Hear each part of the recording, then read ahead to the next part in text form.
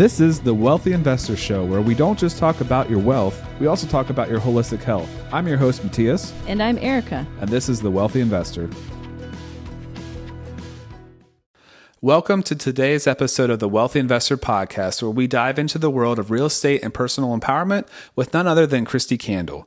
Kristi is the powerhouse behind the I&D Consulting and the Freedom Hackers movement, where she's not just transforming properties, but also lives. With a seasoned career spanning 17 years, Kristi has navigated through the intricate world of real estate and corporate projects to now managing over $100 million in development projects annually. After breaking away from the typical 9-to-5, Kristi founded her consulting firm, empowering emerging developers to not only seek financial returns, but to create valuable assets to enhance communities. Kristi embodies the spirit of a freedom hacker, living life on her own terms and achieving freedom in time, relationships, money, and purpose. Today, she's here to share her journey and insights, offering strategies that can help you achieve financial success and play a transformative role in your community. Stay tuned as we explore how Kristi leverages her expertise to mentor, invest, and inspire. Don't forget to connect with her on LinkedIn, Instagram, and her websites to learn more about how you can be a part of this rewarding journey. Link in the show notes. Let's get inspired to make our mark in the world of real estate and beyond with Kristi Kandel. Welcome to the Wealthy Investor. I'm here with Kristi Kandel.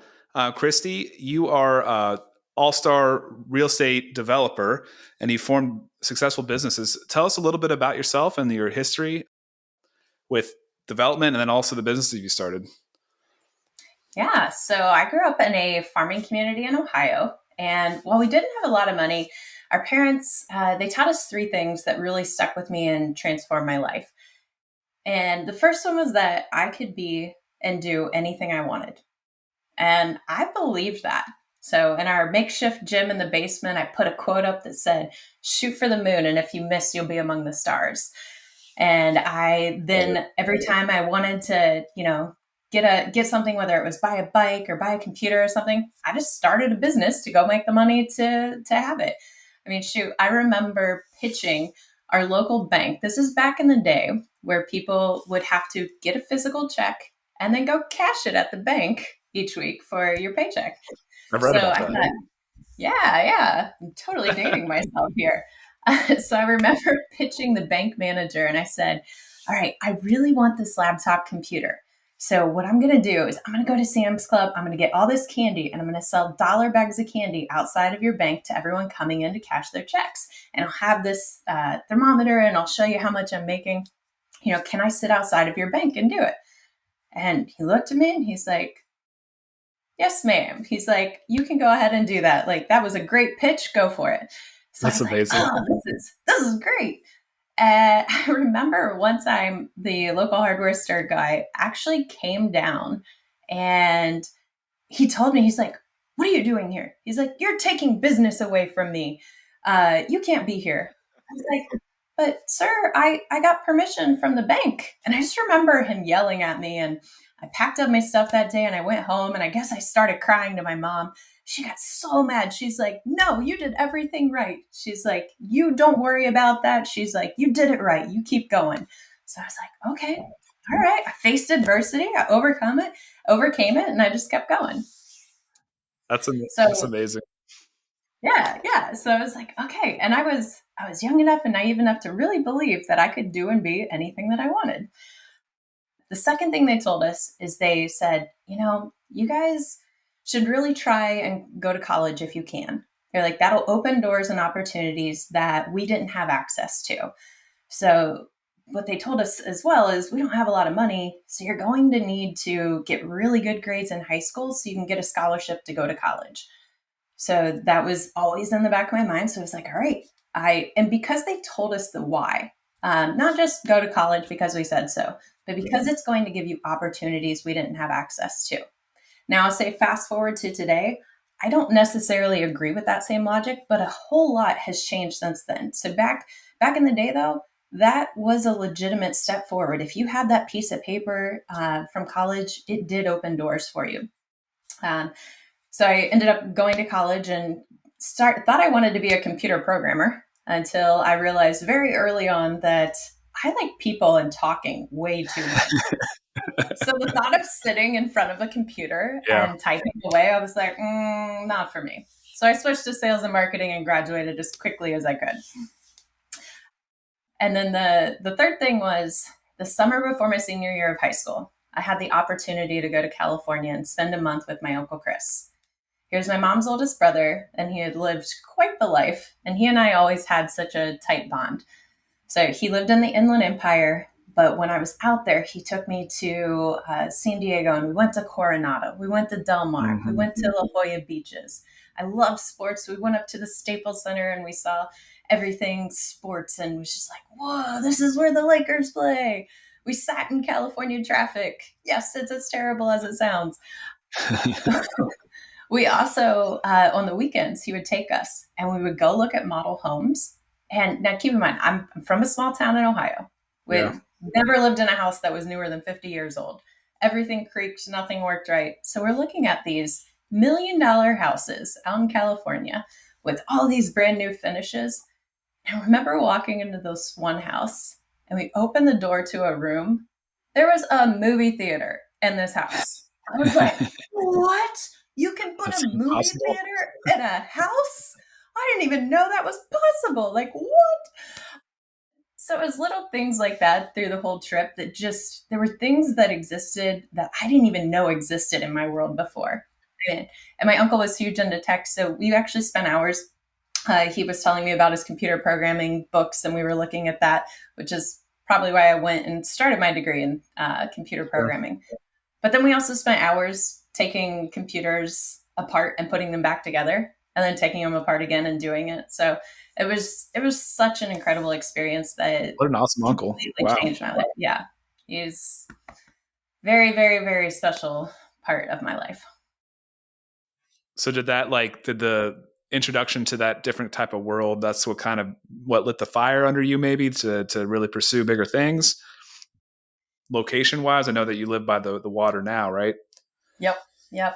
Yeah, it really, I mean, growing up, there was this concept of life that you grow up, you go to college, you get your degree, you go work for 40 years, giving the best hours of your day and the best years of your life to making someone else's dream come true. And then, oh yeah, you can retire. Now you can start living. Right. I could never really wrap my head around that concept. And when I went to California, it just opened my eyes to a different way of doing life. Like maybe you don't have to follow the book exactly. So the number one thing I took away though was make sure that I live in a place that I want to live. So that quality of life. So for me, it was after college, am I moving to California, Florida, or North Carolina? And I decided California was still a little too expensive. Hindsight, I was probably a little scared of jumping straight to California. North Carolina seemed too much like Ohio. So I was like, Florida it is. Give me the beaches, give me that. So I actually... What'd you end up studying? What'd you end up graduating with? I graduated with a degree in sales and marketing, which to this day, I mean, I could sell ice to an Eskimo, but I couldn't tell you anything about marketing. In fact, the new company I just launched, one of my co-founders, she is a marketing guru. And I'm like, yeah, that stuff, nope. I have a piece of paper that says I can do it, but nope, I'm not an expert at that. Yeah, that's the practical use versus the theoretical. Exactly. Okay, so then after college and moving to Florida, is that when you first started getting in the development world, or how'd you get into that space? Yeah, you know how there's some moments where you know something big is about to happen that is changing your life? I had one of those right after college, but before I moved to Florida. And because I knew I was going to Florida, I was like, all right, I guess I should try and get a job. So I'd flown down to Florida and went to a job fair. And a week after that, I got a call back from the hiring manager of a company. And he's like, hey, the manager really liked you. Can you do an interview? Yeah, totally. I went back to Ohio, though, to grab my stuff and to finish packing up to move. So can we do a phone interview? And he told me, yeah, I'm sure we can. But earlier that day, I'd gotten a call back and he said, yeah, so the manager said that they don't do phone interviews because a lot of people say they're moving to Florida, but they don't actually move. So I was like, oh. So I remember being on a break. I was waiting tables at Quaker Steak and Lube. And I was looking up flights, and the cheapest flight I could get was $400. That was my entire savings. I was like, dang. So I called my dad and I was like, Dad, I've got this job interview, but it's going to cost me $400. And I don't know if the job's going to be there if I wait. So am I crazy for considering buying this? And to him, we knew how tight money was across the board. But I also knew that he didn't want his baby girl to go to Florida without a job. Now, granted, I wait tables, so I would have got a job somewhere. Sure. I was going to figure it out. Sure. But then as we were talking, it became very clear to me. And I was like, you know what, Dad? I said, I'm going to do it, but I'm not buying this ticket for a job interview. I said, I'm buying this ticket and I'm making this $400 investment in my future. And one day I'm going to look back and I'm going to smile at the courage that that younger version of Kristi had to make that choice and to take that leap while knowing that that $400 is nothing to her today. And I went down, I got the job, and just so happened that that was in the fall of 2007, right when the financial crash and everything was happening. So throughout the next year, and it was an external sign company. So like all the signs you see on buildings are the ground signs, the pylons, the monuments along the road telling you what businesses are inside. We were doing that, but we were doing that on the new construction side. So as the economy's tanking and the world's tanking, my entire office in Florida got laid off. Our headquarters was in Chicago, and everyone got laid off, including my boss, except for me. And as luck would have it, which again, I'm a huge proponent of luck because luck is when preparedness meets opportunity. And there's some amount of luck that happens across the board with anyone who is successful. Sure. And so as luck would have it, CVS Pharmacy was not happy with their current sign vendor, and they were developing locations in Florida, and my company got the chance to work on it. Well, being the lone person left in Florida, I got assigned to the account. And it was insanity because we picked up projects at various phases of the development cycle to where we were picking up projects they were trying to open for business and they didn't have signs. And even though we came in late, there was no excuses, especially when you're working with a national tenant like that. Right. So I rolled up my sleeves and I said, challenge accepted. I'm about to learn a heck of a lot. And I worked the entire state of Florida from Miami all the way up to Jacksonville. The only places I didn't really touch were the Panhandle and the Florida Keys. 60 to 80-hour weeks, working with hundreds of municipalities, architects, engineers, the contractors, superintendents, the developers who were building them, the CVS pharmacy PMs.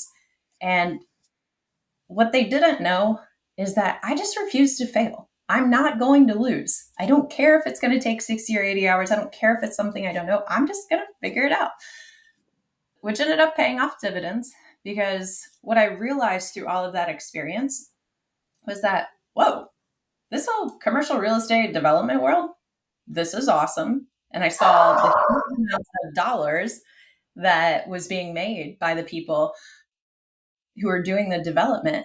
And I was like, whoa. And I'm the lowest man on the totem pole, pretty much being the sign company. So one day in the field, I remember being out with one of the developers who is the preferred developer for CVS by that point. So they did most of the locations. And I just looked at Eric and I said, hey, what's it take to be a developer?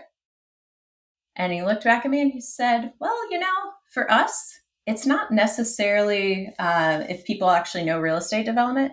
He's like, we're a smaller company. So for us, we want the right person and the right culture fit. We'll teach you the business.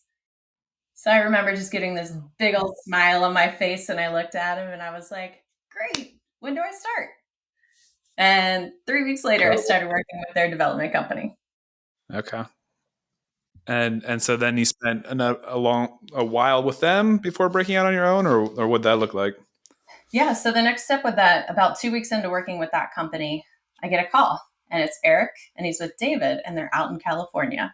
Immediately inside of me, I was like, oh, California? I didn't even know we were working in California. What is this? And they wanted help doing sign research and landscape research for Family Dollar because they were out there doing due diligence and market research to see if California was a market that made sense for Family Dollar, which again, this is now 2009 at this point. So we're well into the financial crisis. We're well into everyone struggling. So dollar stores at the time were doing quite well.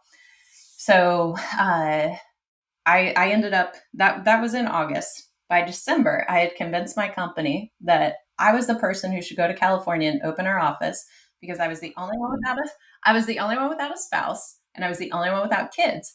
And both our company and Family Dollar, this was still proof of concept phase. We didn't know if it would work. So I was like, guys, I'm the lowest risk person. And to me, I was like, I just wanted to do whatever it took to get back to California because that was the land of opportunity. That was the land where anything, truly anything is possible. So by December, I had convinced them that I should be the one to go out there. By June of 2010, I physically relocated to Orange County, California. And from there, another whirlwind of rolling up your sleeves and making anything happen. From San Francisco down to San Diego, I was working on hundreds of projects, of development projects. So now I was taking the whole thing from initial due diligence through entitlements, through permitting, doing the dry utility consulting, and even doing the construction management in my early to mid 20s. I worked with hundreds of municipalities, utility providers, DOT districts. We found and vetted architects and engineers and contractors.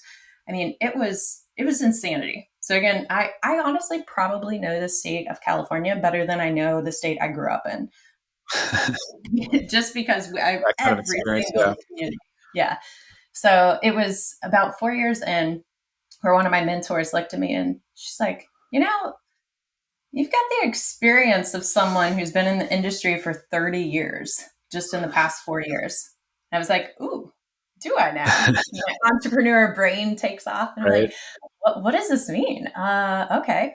So then I thought, well, I know single tenant developments, but what about the bigger stuff? What about the larger projects? What about commercial, industrial, and the housing projects? Like, let me go figure that out. So I went and worked with a developer in Newport Beach, and it took me all of 3 months to realize the bigger projects, it's all the same. You just get more time and more money. And it's with development, it's about knowing the right questions to ask so you can outline the process so that way you can know, okay, well, here's how we do this one in this place. And because I had already worked on hundreds of projects, both in Florida with the signage, but then also in California with development, I knew how to talk to the municipalities, the architects, the engineers. And I was like, I gotta do this because what I saw by being in California, like I was making well into six figures. I mean, that was insanity. According to everyone back home, I already made it. So why was I trying to do something different and disrupt? Like that was success. Like I was good. Yeah. But I had a great quality of life, and I was playing beach volleyball professionally on the side, which it was super fun hobby. I was like, work hard, play hard. I guess I'll sleep when I die. But through all of that, I was exposed to so many people who were so massively successful and wealthy, and none of them were happy. And I was like, why am I climbing this corporate ladder to this destination where all these people are if nobody's happy? And it just really made me think and question my premise. Like, what am I doing? Why am I doing it? Right. So when it came up and it was like, hey, you've got this experience, you've got a chance to go be an entrepreneur and start your own company. I was like, all right, well, if this ladder isn't going where I want to go anyway, I've got to go back down and start somewhere. Why don't I start making my own dreams come true? So that's when I took my life into my hands and I started my own company. I let my lease on Newport Beach go. I went and I bought an SUV. I tested out 3 different ones, laid in the back of all 3. And I was like, all right, worst case scenario, I don't make any money. I can sleep in my car. I'm like, okay, that's it. Hey, worst case scenario on anything, that's my test in life. As long as I'm not going to die, all right, it could be worse. Figure it out. Yeah. So started my company. Now I'm at the point where I've got 8 employees spread throughout the country, 4 contractors, and we manage over 100 million of real estate development projects a year. Wow. I have my own portfolio of rental properties in 3 states that are a combination of short-term and long-term rentals. And it really, after the first year and proving that, hey, this is definitely a business, I don't have to go back and work for the man. This wasn't some fun attempt. Right. You weren't sleeping in the back of the Jeep. Yep. No, never had to. Never had to. The only time I slept in my car was during COVID when my dog made me buy a truck and a truck camper so she could go travel the country with me. So, but That's nope, awesome. never in that SUV. And so where's the development located? Where are you focusing? I mean, you said all across the country. Is that where it started? Like, I mean, did you Yeah. start in Florida or? So since a lot of my development experience prior to starting my company was California and all of my relationships, that's where a majority of our projects are. Today, we're Okay. building the hydrogen fueling stations for the hydrogen powered cars and semis Oh, out in wow. California. It's Cool. yeah, it's pretty awesome to be their development arm. So basically, our one of our main partners started. They were two professors, and one marketing guru from a car company, and they started their hydrogen company, and they needed a development arm because they knew how to get the government grants. They knew where this stuff needed to be. They knew how to operate the stations, but they had no idea how to get the That stuff makes permitted sense. in California. So it's been an amazing partnership from that. We also focus on affordable housing, so that is nationwide. So if whether it's partnering with someone doing it, and we'll just add a component to it, if it's our own project.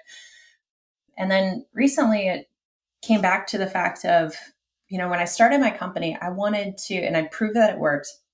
It was my goal to bring as many people in as possible to give them that same quality of life and that same freedom that I had found.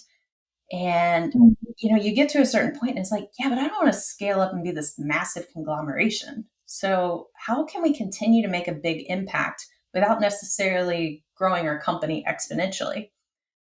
And that's where it made a lot of sense that we should create something focused around development. So initially it started, let's create this freedom hacker movement, which a freedom hacker is someone who takes life back into their own hands and succeeds at life. They break away from society's norms, they succeed at life on their own terms, and they get their version of freedom of time, freedom of money, freedom of relationship, and freedom of purpose. Because everyone's definition of that is different, but at least let's give them the chance to have that choice to go have that freedom. So then we use real estate development as our mechanism for how we can help people get there. And that's through empowering our local entrepreneurs and investors to become that local real estate developer in their community. Oh, I love that. That's fantastic. I mean, that's basically everything that I'm doing here. I mean, that's, the why behind real estate investing, behind everything is not just to get money. I mean, it's to live a life that's free, to make my own decisions, to do my crazy eclipse trip that I was telling you before we got on air, to be able to get my family to go to somewhere fun and not really have to ask off or not really have to worry Yes. about PTO or whatever. So yeah, that's fantastic. I love it. How long has Yes. that been going on now? How long have you had the Freedom Hacker movement?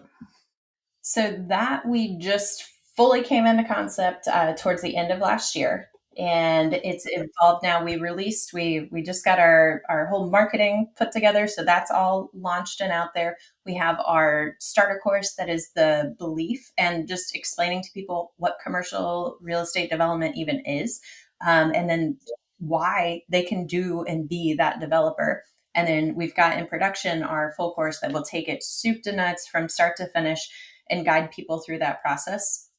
But someone said something last week that really resonated with me, and it was wisdom comes from experience. It doesn't come from knowledge, which wisdom is just a deep understanding of something.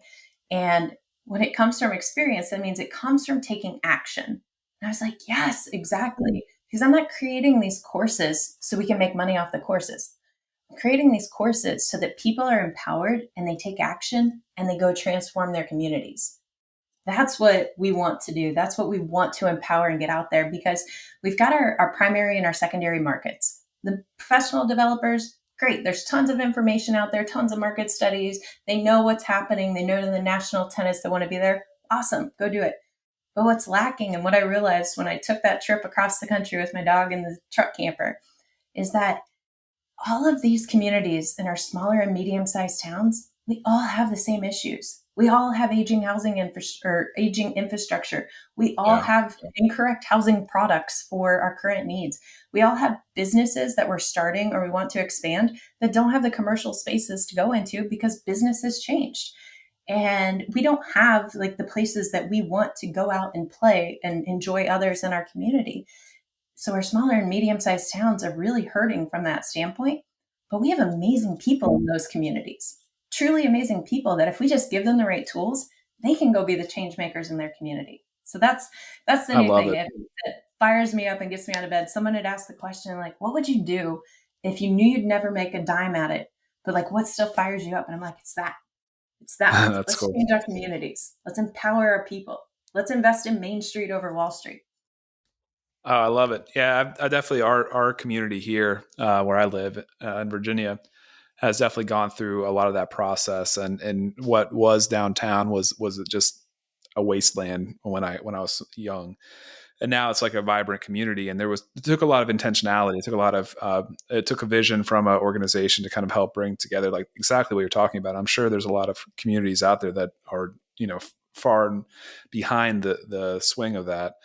Have you found any resistance or struggles with talking to the local governments as far as trying to approve certain developments? I know that's been an issue in our area. I'm sure you have experience with convincing the locals to go with your plan. I mean, that's had to have come up. Yeah, so there's a couple of different things that come to mind with that. Being the outsider and trying to take my projects, like trying to take a Family Dollar or CVS to a community, you have real Yeah, challenges and pushbacks. There's people inside of those communities who don't want those national tenants and brands. And I'll tell you what, I'm one of NIMBYism. them now. It was great for the experience, but let's get our local businesses to be the ones that have the pharmacy or to have the local grocery store or whatever that is. So that's where, and one of the key things, and actually one of our free webinars that's coming out next is that we're explaining to people why they have 6 unique advantages to being that local developer in their community. And Mm, that's one of them. That's your local trust, that makes your sense. knowledge, Yeah. your relationships, your all of that. And from that angle, what we found, I mean, just for example, in January, I went up to the Upper Peninsula and I spent time with my co-founder, Lynn, and in our local real estate developer company. And because she was a local, she was able, it was a last minute trip. We're like, oh, this would be so great. I was going to Chicago. So it was, hey, I'll come up here first. She was able to set up so many meetings with the city managers, the regional planners, the banks, the smart zone incubators, some of the businesses, the economic development corporations. Like we had a whirlwind tour. This 2 days flew by so fast. I planned a trip up there in October just to hang out and relax and have fun. And what I found through that is that everyone was so hungry and wanting to empower their local people. I mean, the city manager took us on a tour of a couple of properties and then also took us through the old university buildings that left town overnight. And it was so awesome to think about things like we had turned one of those old university buildings into an amazing multi-generational space that has maybe 55 plus and active seniors on one side, and on the other side, young professionals and graduate students. And then in the middle, there was this awesome cafeteria. And it was like, whoa, what if we turn this into like a commercial kitchen concept and we had local businesses who could set up and they could all Mm, share in the infrastructure to where they're not paying the same cost as having their own location. And now you've got, live music or art and wine nights or, like workout classes or, different things. And it was just so that's really cool. inspiring to see the local community that really can unite. And they have businesses like, I mean, they're literally building like rockets there. And they've got a young community of young professionals coming in and they have nowhere to live. So it was just so cool as an outsider to come in and see all the potential there that a big developer will never spend the time getting to know that community. And they will never understand the amazing qualities that are there or the potential of it and that it's worth investing in, but the locals can, and we can empower those locals to do it. So I would say you're probably in some communities you are going to hit the opposition, but that's where by engaging and finding those emerging developers and those local real estate developers, that's going to open a whole lot more doors to where our reach can be bigger and we can just empower that local person to go make the difference. And if they hit certain obstacles and roadblocks, we'll be able to coach them through that. Yeah, I found in the smaller and the medium towns, they're already trying to start some programs to inspire that change and to get people moving. So I would say you will hit opposition, but it's probably going to be less frequent than we'd imagine.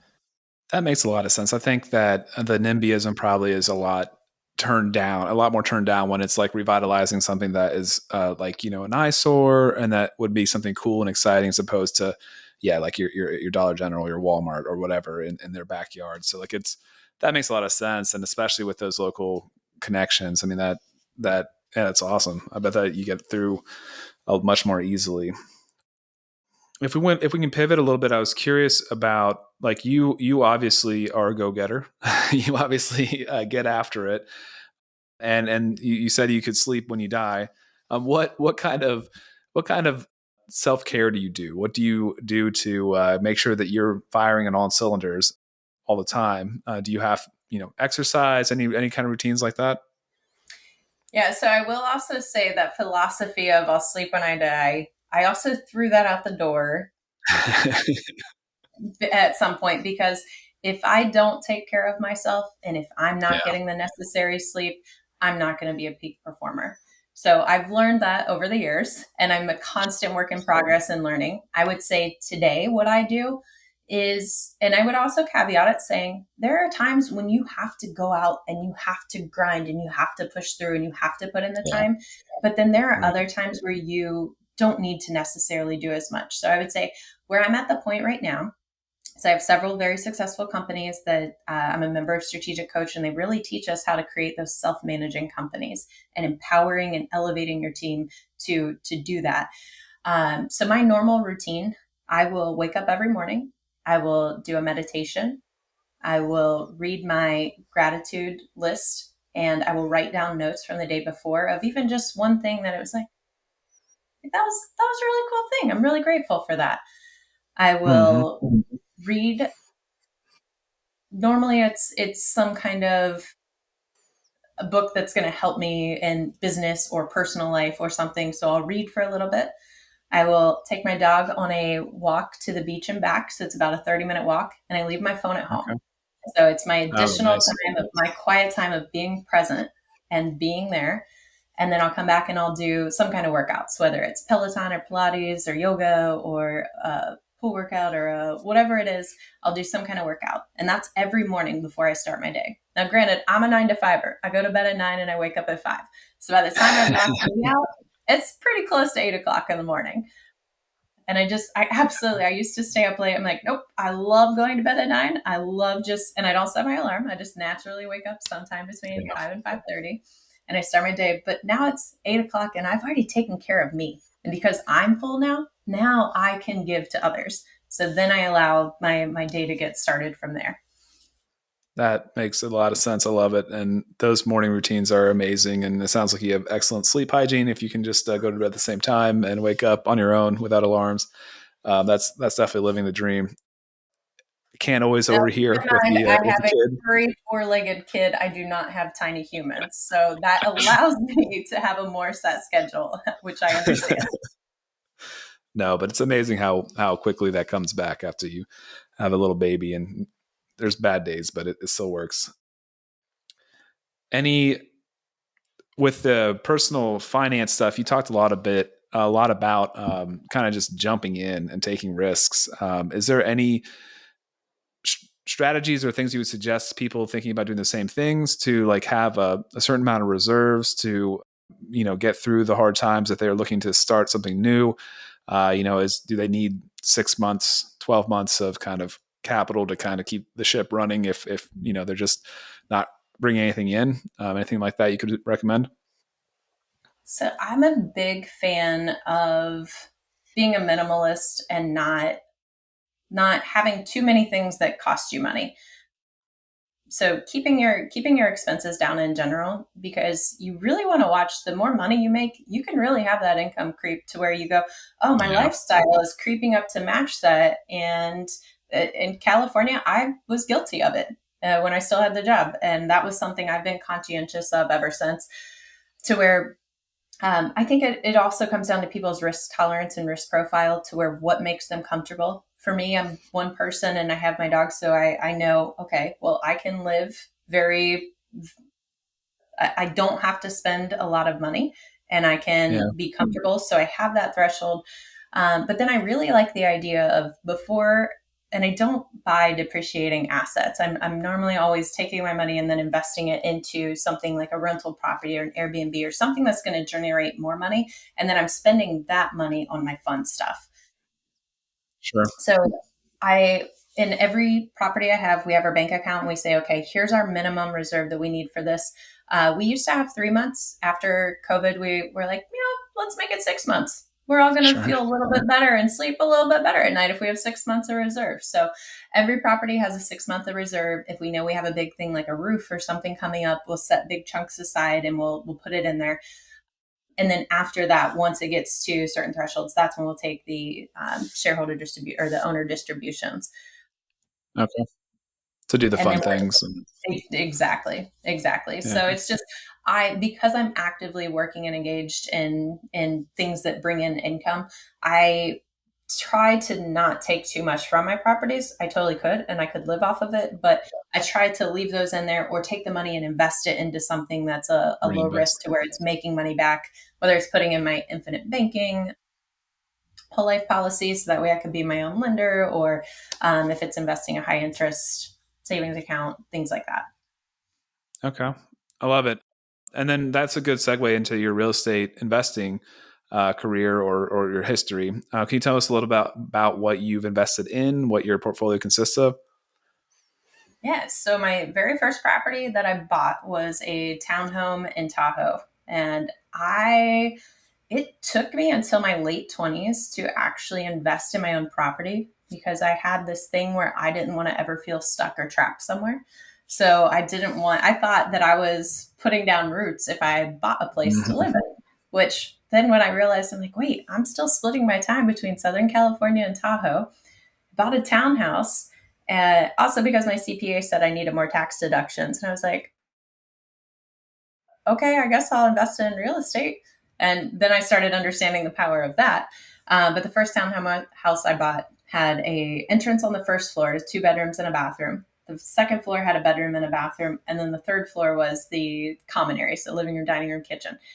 Oh, wow. And because I was splitting my time and it was in Tahoe, and one of my very good friends to this day, who I'm going on a trip to Japan with next week, but she taught me the power of short term rentals. She's like, you should totally rent out your first floor, I'll help you decorate, blah, blah, blah. So I rented out the first floor on Airbnb.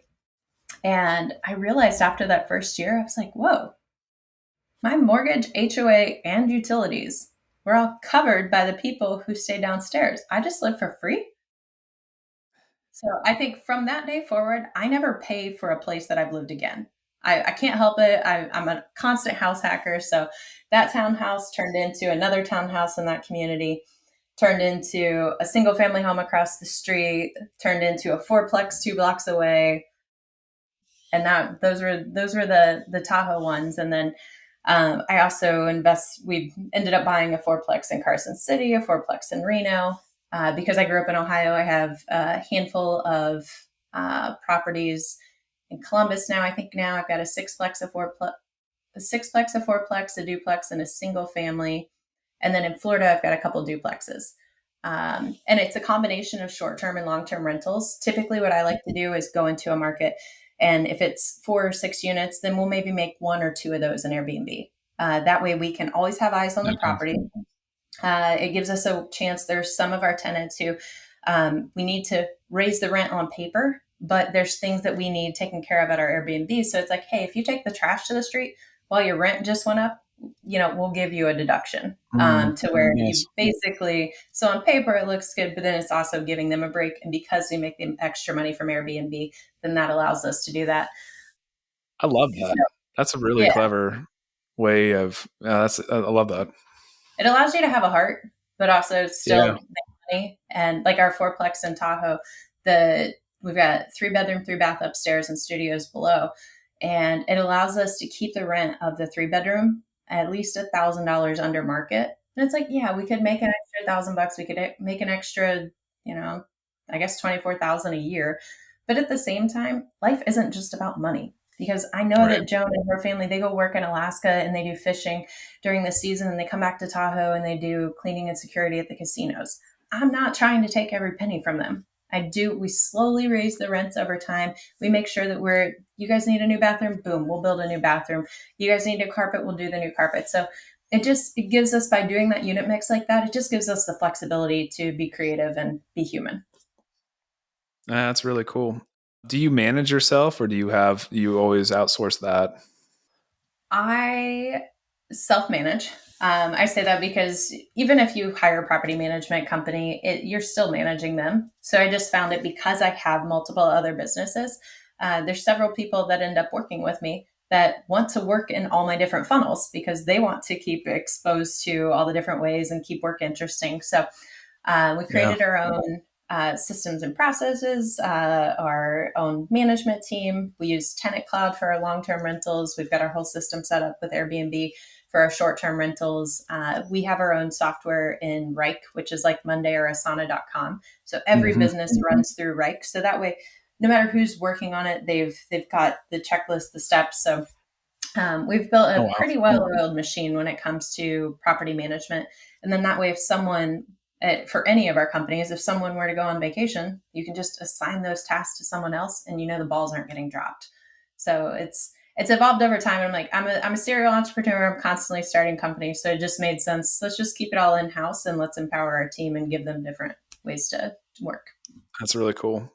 I love it. And I think that, like, at the end of the day, I mean, you can get great property managers, but I think that often it's easier to care more about your property that you own. And so I haven't handed that torch off either. Nobody cares more about your property or your businesses than you do. So that's the bottom line when it comes down. And that's where I found in my companies that we do a profit sharing model, to where it's just like, hey, Oh, let's cool. all act as the business owners, and then they can all see, they can learn the different facets of what it takes to run a business. Because so many times, like, you work in your one silo at a company, you Yeah. don't know how the business actually operates. And I'm like, my goal is to empower and to give my team as much information as possible, to where they could go start their own company. And if they do, awesome. I'll probably be their first investor. But then it's also my job to create a culture and a team that they don't want to leave.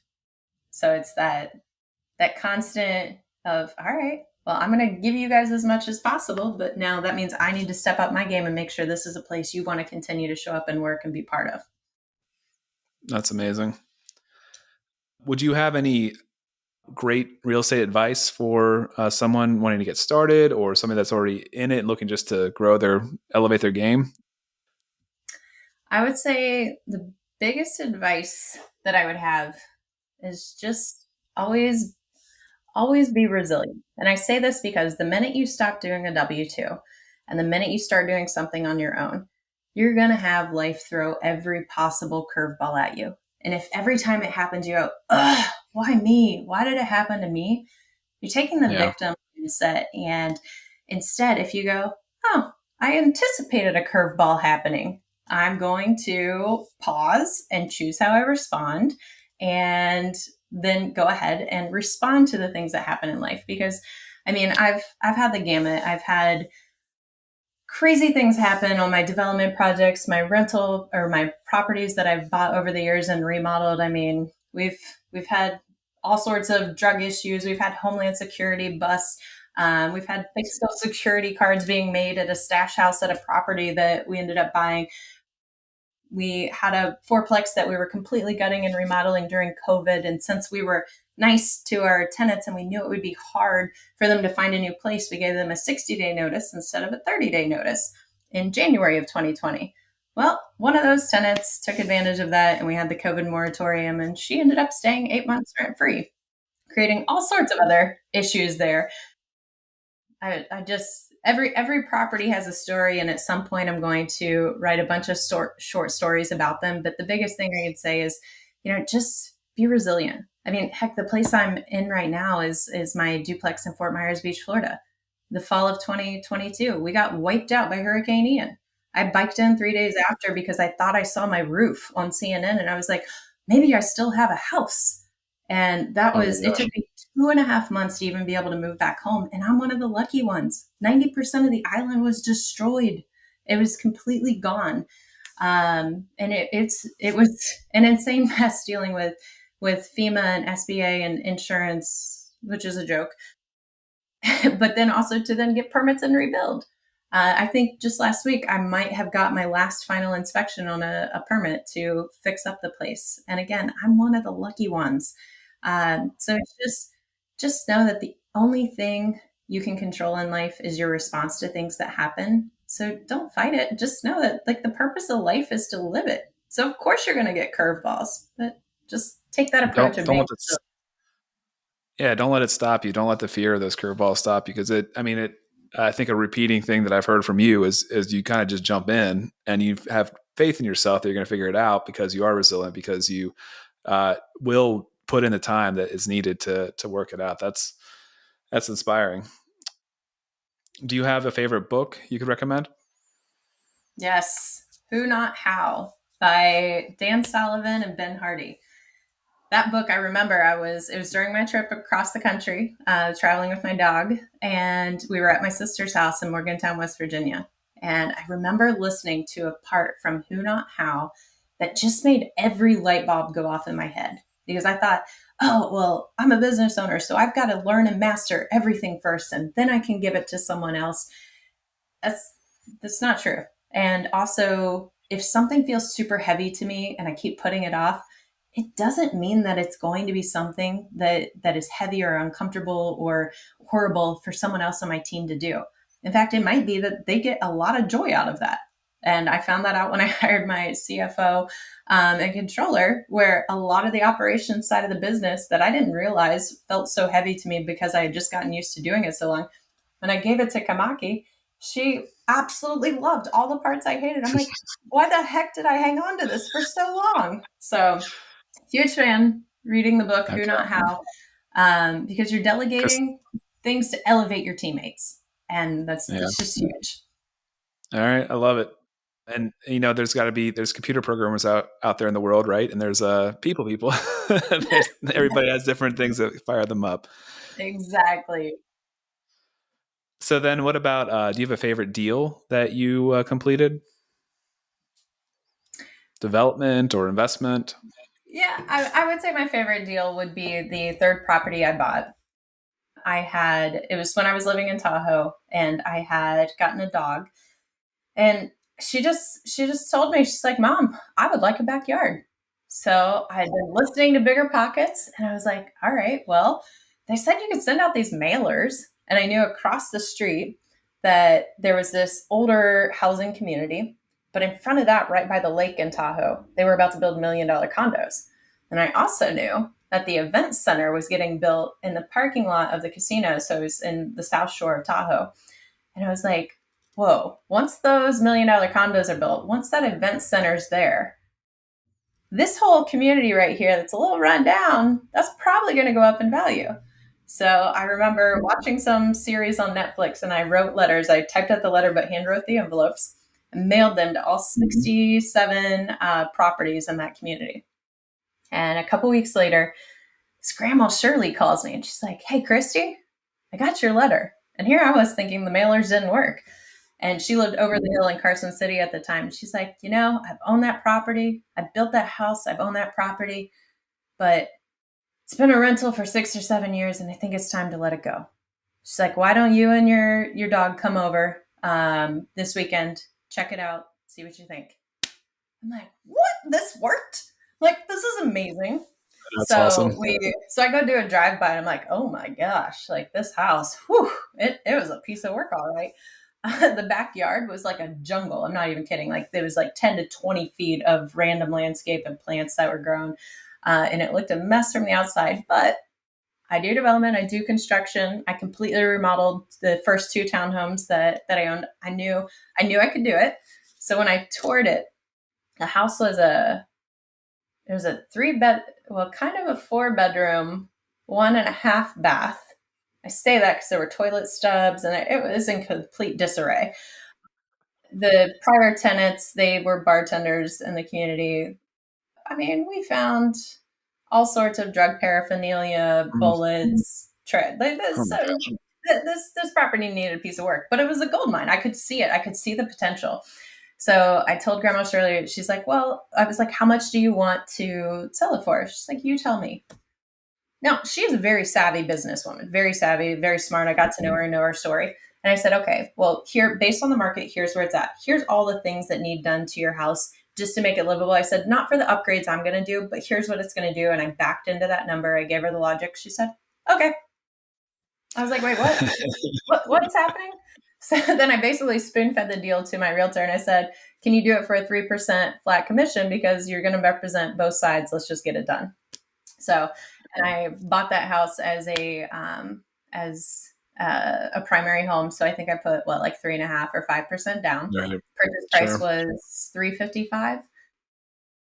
I then went ahead, and the only thing I had Grandma Shirley do is I said, I don't know what I can't see. So I said, if you take care of the backyard and you get that all cleaned up, I'll take care of everything else. So she hired one of the neighbors and did it. That property now, so I split my time between Tahoe and Southwest Florida. That property now, and I'll Airbnb it when I'm gone. It makes me somewhere between $6,000 to $14,000 gross a month. Now, it's ridiculous.